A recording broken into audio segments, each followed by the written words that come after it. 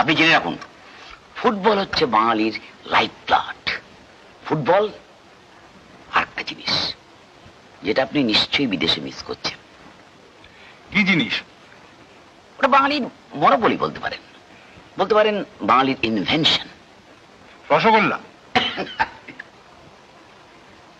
আড্ডা, নির্ভেজাল আড্ডা। রকে বসে আড্ডা, পার্কে বসে আড্ডা, লেকের ধারে আড্ডা, কফি হাউসে আড্ডা।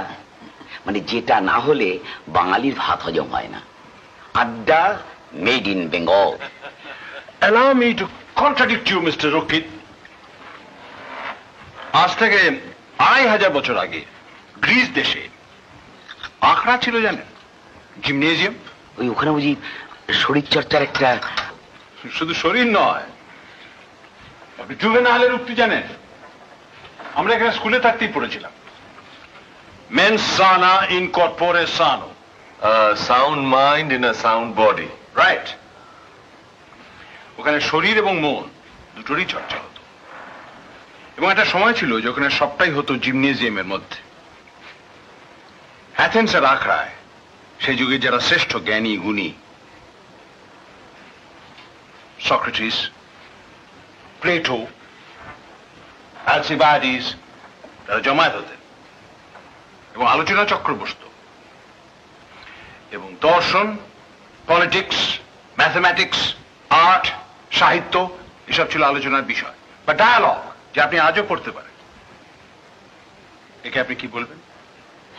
এ তো একরকম আড্ডাই, but at the highest level. বড় নিন্দা নয়, বড় চর্চা নয়, মুখে এনো মারিতং জগৎ নয়। অবশ্য বাঙালির আড্ডাকে আমি বাতিল করছি না। প্রোডাক্টিভ আড্ডার উদাহরণ নিশ্চয়ই এখানেও আছে, কিন্তু অধিকাংশ ক্ষেত্রে যা হয়,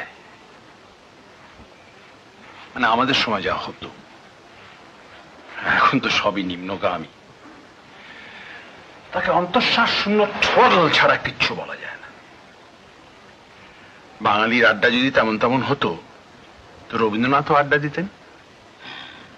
ঠিক কথা। রবীন্দ্রনাথ আড্ডা দেননি, দিয়েছেন কি?